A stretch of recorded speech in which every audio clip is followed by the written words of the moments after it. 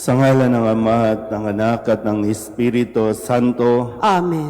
ang pagpapala ng ating Panginoong Heso Kristo, ang pag-ibig ng Diyos Ama, at ang makikipagkaisa ng Espiritu Santo naway sa inyong lahat. At sumaiyo rin.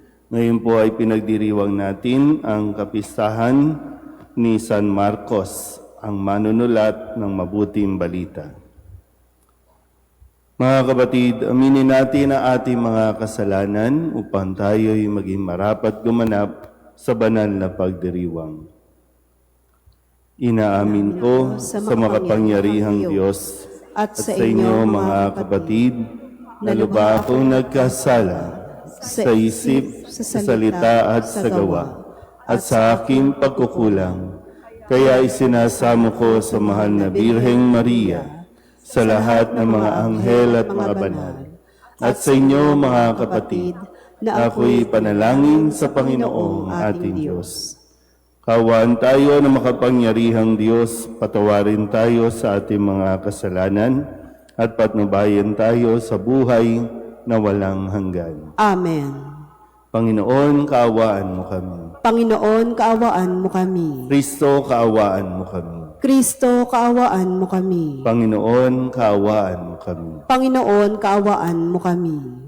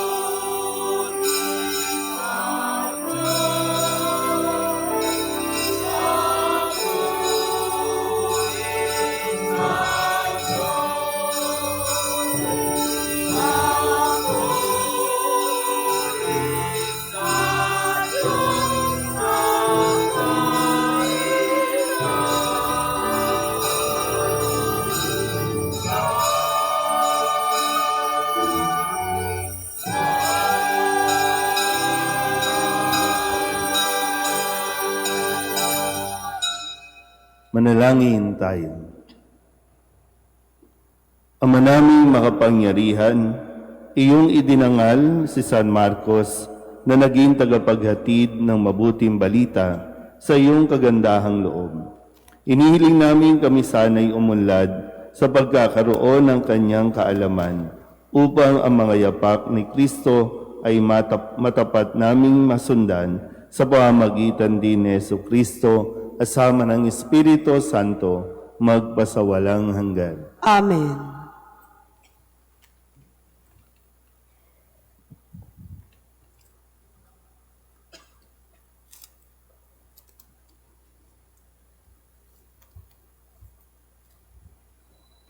Pagbasa mula sa unang sulat ni Apostol San Pedro.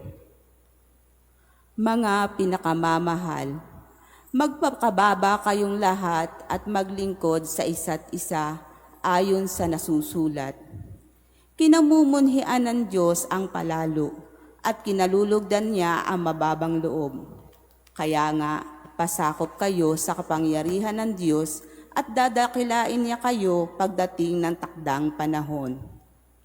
Ipagkatiwala ninyo sa Kanya ang inyong kabalisahan, sapagkat Siya ang kumukupkup sa inyo. Humanda kayo at magbantay. Ang diablo na kaaway ninyo ay parang liyong umaatungal at aali-aligid at humahanap ng masisila.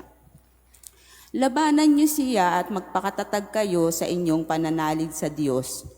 Tulad ng alam ninyo, hindi lamang kayo ang nagtitiis ng ganitong kahirapan, kundi pati ang inyong mga kapatid sa buong daigdig. Pagkatapos ninyong magtiis ng maikling panahon, ang Diyos na bukal ng lahat ng pagpapala, ang siyang magbibigay sa inyo ng kaganapan, katatagan at isang saligang matibay at di matitinag. Siya rin ang humirang sa inyo upang makihati kayo sa kanyang walang hanggang kaluwalhatian, kasama ni Kristo. Sa kanya ang kapangyarihan magpakailanman. Amen. Sinulatan ko kayo sa tulong ni Silvano, isa nating kapatid na lubos kong pinagtitiwalaan.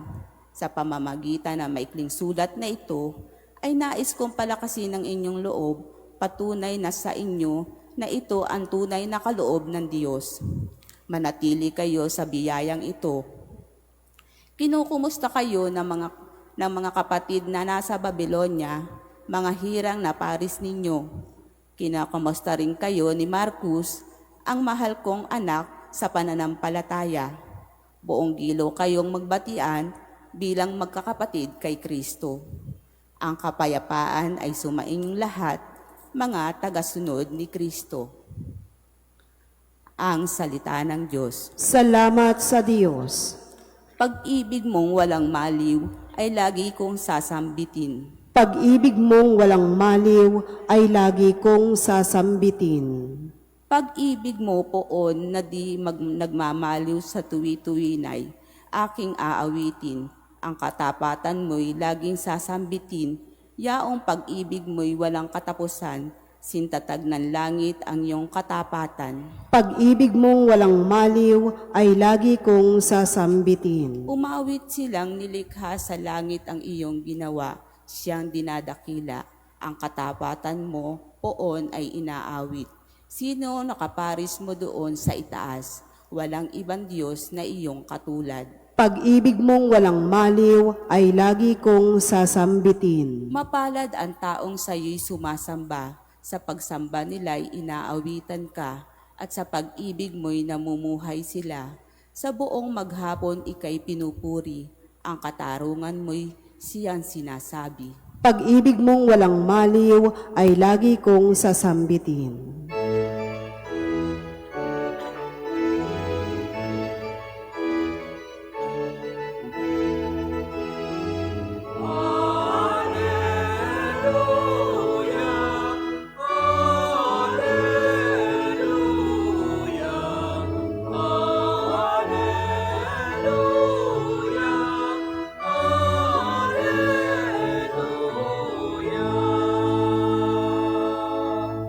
Ang ipinakong Mesiyas ay karunungan at lakas ng Diyos na tagapagligtas.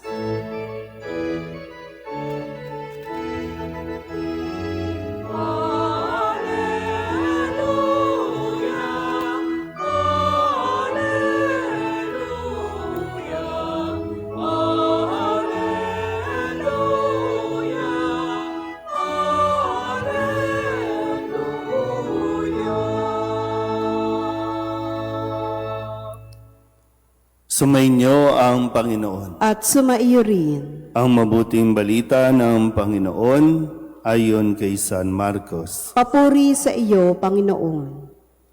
Noong panahong iyon, nagpakita si Jesus sa 11 alagad at sinabi niya sa kanila, "Humayo kayo sa buong sanlibutan at ipangaral ninyo sa lahat ang mabuting balita.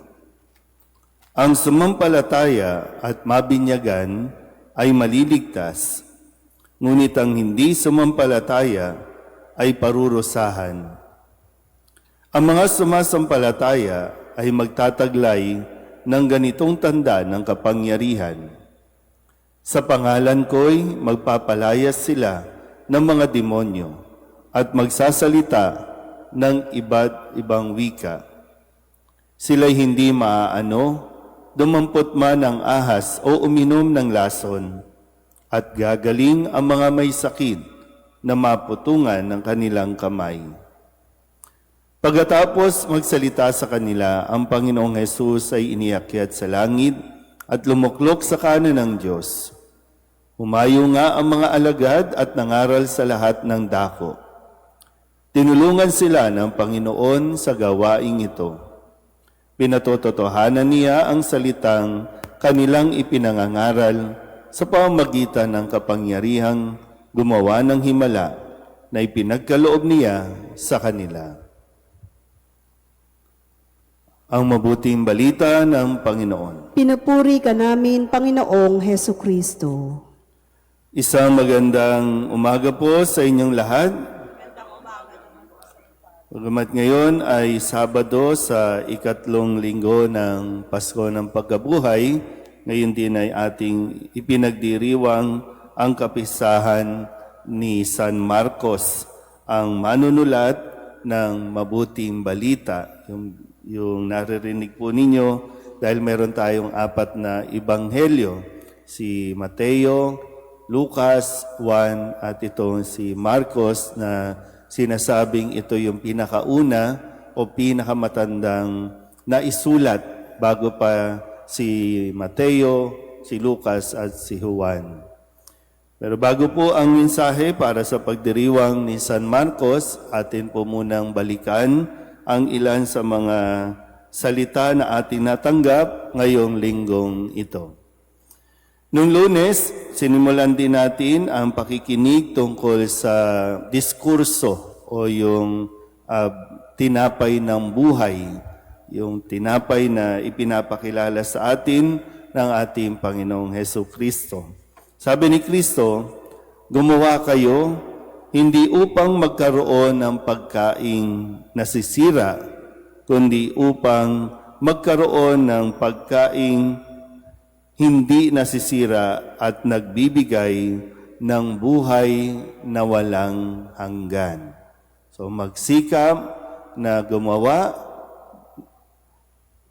ng magkaroon ng pagkaing magbibigay sa atin ng buhay na walang hanggan. So wag lang tayong mag-focus doon sa paano tayo mabubuhay sa araw-araw dito sa mundong ito, kundi kailangan din natin isipin, mabubuhay ba tayo sa kabila?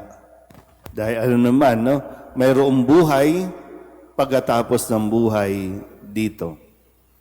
Noong Martes, ang sabi pa rin ni Kristo, "Sapagkat ang pagkaing bigay ng Diyos ay yaong bumaba mula sa langit at nagbibigay buhay sa sanlibutan." So mayroong ibinigay ang Diyos sa pagkain para sa atin, galing sa langit. At nung Miyerkules, binanggit niya na ako ang pagkaing nagbibigay buhay.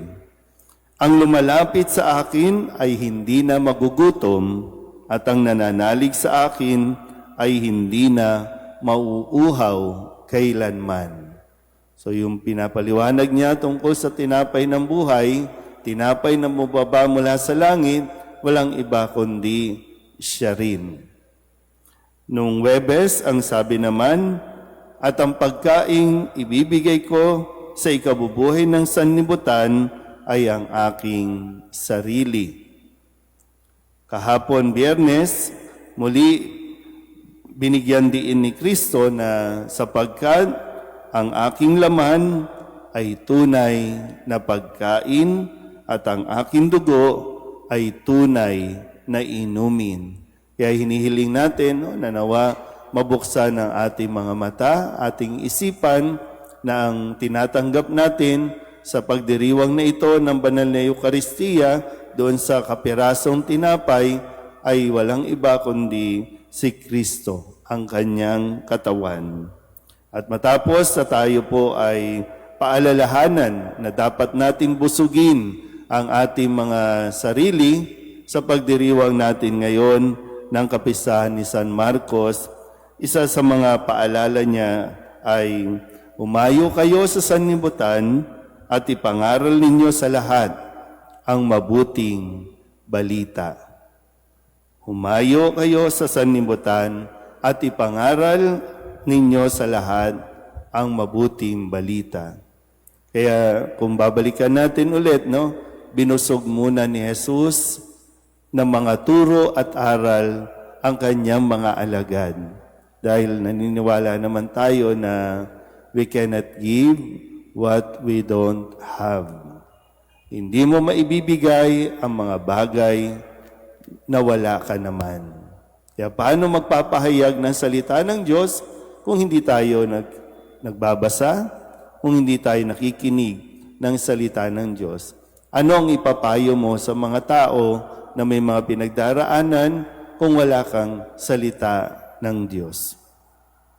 Ito po ay hindi lang misyon ng mga alagad, ito ay misyon nating lahat, lalo pa kung ikaw ay napapahayag na sumasampalataya kay Kristo. Bilang mga Kristiyano, tinatawagan tayong tumayo, tumindig, magsalita, nang sa ganon ay mas maraming magpahayag ng katotohanan. Amen.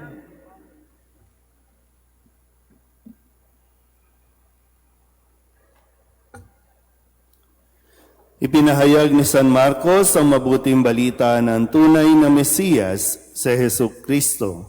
Hilingin natin sa Ama na dinggin ang ating mga kahilingan para sa isang mundong nangangailangan ng pag-asang hatid ng Ebanghelyo. Ang ating pong itutugon, Panginoon, dinggin mo ang aming panalangin. Panginoon, dinggin mo ang aming panalangin. Ang simbahan naway maging isang buhay na tanda ng tunay na malasakit at tapat na pangangalaga sa mga itinakwil ng ating lipunan. Manalangin tayo sa Panginoon. Panginoon, dinggin mo ang aming panalangin. Ang mga lumihis sa matuwid na landas, naway marinig ang ating tinig ni Kristo, ang mabuting pastol na tumatawag sa kanila para magbalik sa kanyang kawan. Manalangin tayo sa Panginoon. Panginoon, dinggin mo ang aming panalangin. Ang mga kabataan naway marinig ang tinig ng Panginoon na nananawagan sa kanila sa pagbabalik loob sa isang buhay na nakatalaga sa paglilingkod. Manalangin tayo sa Panginoon. Panginoon, dinggin mo ang aming panalangin. Ang lahat na nagdurusa o may karamdaman, naway makaunawa ng mahal sila ng Diyos sa pamamagitan ng pangangalaga at pansin na ibinibigay natin sa kanila. Manalangin tayo sa Panginoon. Panginoon, dinggin mo ang aming panalangin.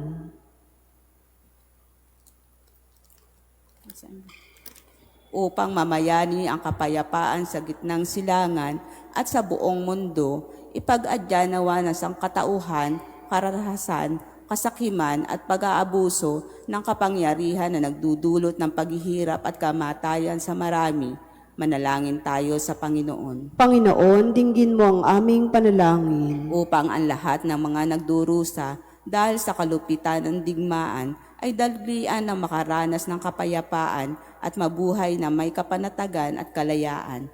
Manalangin tayo sa Panginoon. Panginoon, dinggin mo ang aming panalangin. Ang mga yumao nawa ay makapasok sa pintuan ng kulungan ng mga tupa at magdiwang ng mga kasama ng pastol at gabay ng kanilang mga kaluluwa.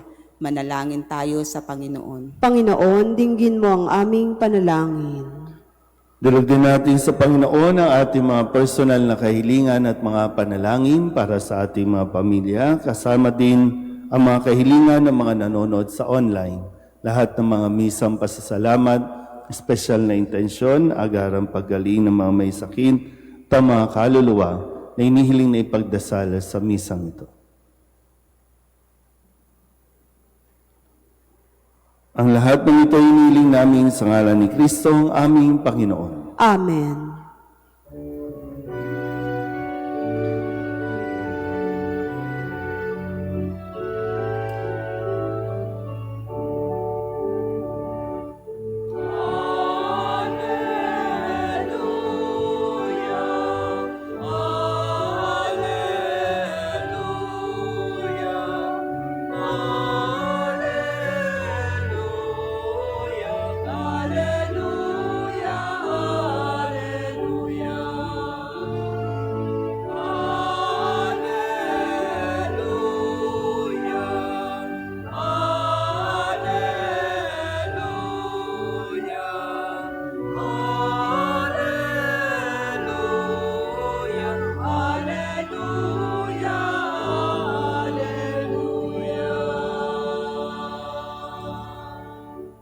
Manalangin kayo mga kapatid upang paghahain natin ang kalugdaan ng Diyos Amang makapangyarihan. Tanggapin nawa ng Panginoon itong paghahain sa iyong mga kamay, sa kapurihan niya at karangalan sa ating kapakinabangan at sa buong sambayanan niyang banal. Ama naming lumika, ngayong aming ipinagkapuri na si San Marcos ay iyong dinakila. Tanggapin mo ang aming pagpupuri at mga alay na inihahain upang ang pagpapalaganap ng mabuting balita ay maganap ng iyong sambayanan ng buong tiyaga sa pamamagitan ni Jesucristo kasama ng Espiritu Santo magpasawalang hanggan. Amen. Sumainyo ang Panginoon. At sumaiyo rin. Itaas sa Diyos ang inyong puso at diwa. Itinaas na namin sa Panginoon. Pasalamatan natin ang Panginoong ating Diyos. Marapat na siya ay pasalamatan. Ama naming makapangyarihan, tuningang marapat na ikaw ay aming pasalamatan.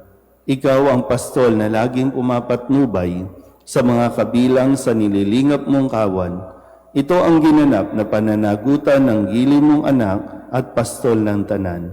Ang mga apostol ay kanyang mga katuwang sa pagiging pastol na patnubay ng sambayanan. Kaya kaysa ng mga anghel na nagsisiawit ng papuri sa iyo nang walang humpay sa kalangitan, kami nagbubunyi sa iyong kadakilaan.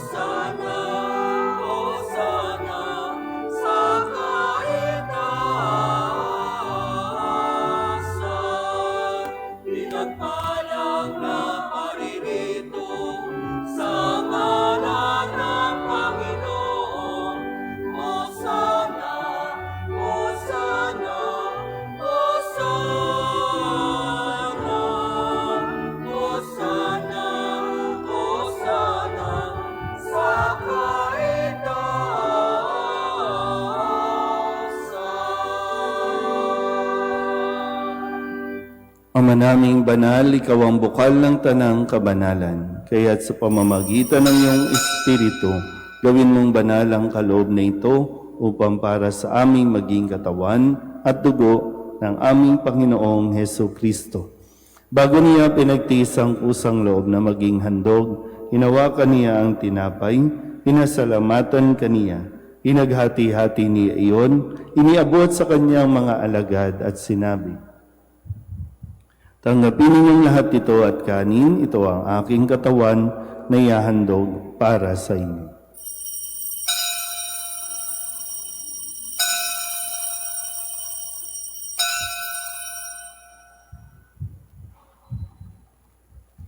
Gayun din naman nang matapos ang hapunan, nawakan niya ang kalis, muli kaniyang pinasalamatan.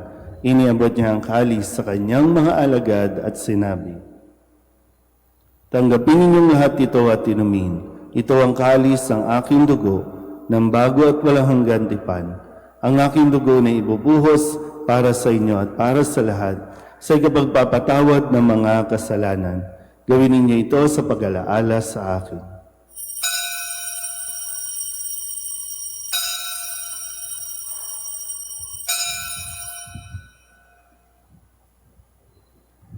Ipagbunyi natin ang misteryo ng pananampalataya. Si Kristo'y namatay, si Kristo'y nabuhay, si Kristo'y babalik sa wakas ng panahon. Ama, ginagawa namin ngayon ang pag-alaala sa pagkamatay at muling pagkabuhay ng iyong anak. Kaya tiniaalay namin sa iyo ang tinapay na nagbibigay buhay at ang kalis na nagkakaloob ng kaligtasan. Kami nagpapasalamat dahil kami iyong minarapat na tumayo sa harap mo para maglingkod sa iyo. Isinasamo namin kami magsasalo-salo sa katawan at dugo ni Kristo ay mabuklod sa pagkakaisa sa pamamagitan ng Espiritu Santo. Ama, lingapin mo ang iyong simbahang laganap sa buong daigdig. Puspusin mo kami sa pag-ibig kaysa ni Leo na aming Papa at ni Jose na aming Obispo at ng Tanang Kaparian. Alalahanin mo rin ang mga kapatid namin na himlay na may pag-asang sila'y muling mabubuhay, gayon din ang lahat ng mga pumanaw. Kawaan mo sila at patuloyin sa iyong kaliwanagan. Kawaan mo at pagindapating kaming lahat na makasalo sa iyong buhay na walang wakas. Kaysa ng mahal na Birheng Maria ni Ina ng Diyos, ng kabiyak ng puso niyang si San Jose, kaysa ng mga apostol at ng lahat ng mga banal na namuhay dito sa daigdig na kalugod-lugod sa iyo, may pagdiwang nawa namin ang papupuri sa ikararangal mo sa pamamagitan ng iyong anak na aming Panginoong Heso Kristo. Sa pamamagitan ni Kristo, kasama niya at sa Kanya, ang lahat ng parangal at papuri ay sa iyo, Diyos Amang makapangyarihan, kasama ng Espiritu Santo, magpasawalang hanggan.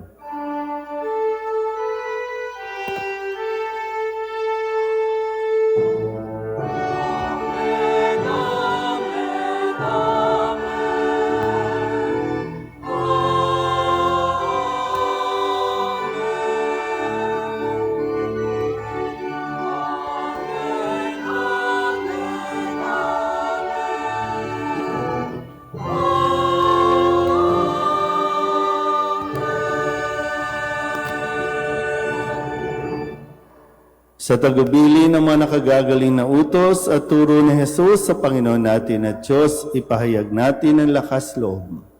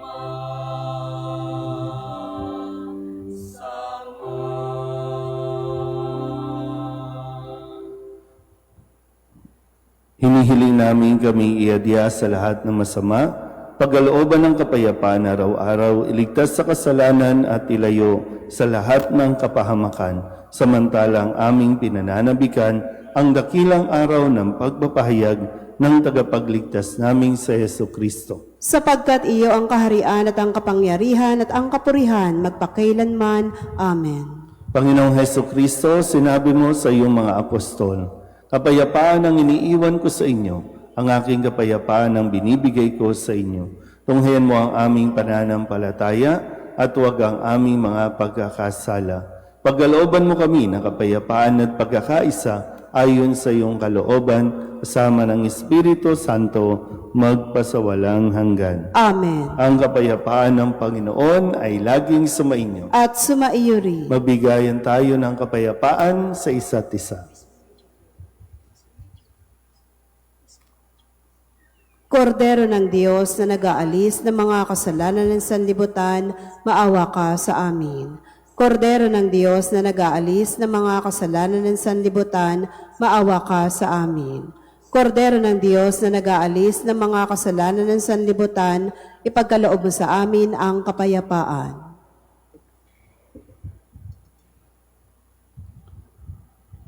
Ito ang kordero ng Diyos. Ito nag-aalis ng kasalanan ng sanlibutan. Mapalad ang mga inaanyayahan sa kanyang piging. Panginoon, hindi ako karapat-dapat na magpatuloy sa iyo. Ngunit sa isang salita mo lamang ay gagaling na ako.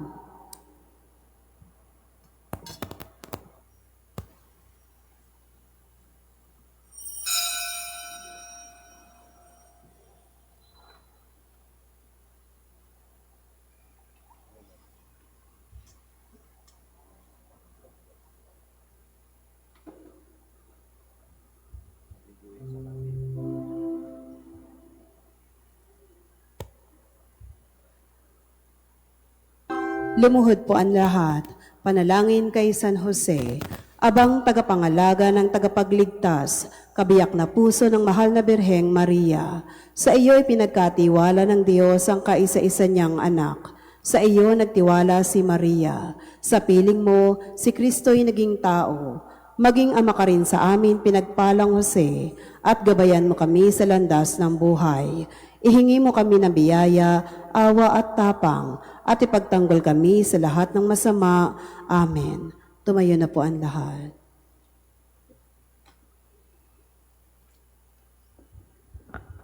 Manalangin tayo.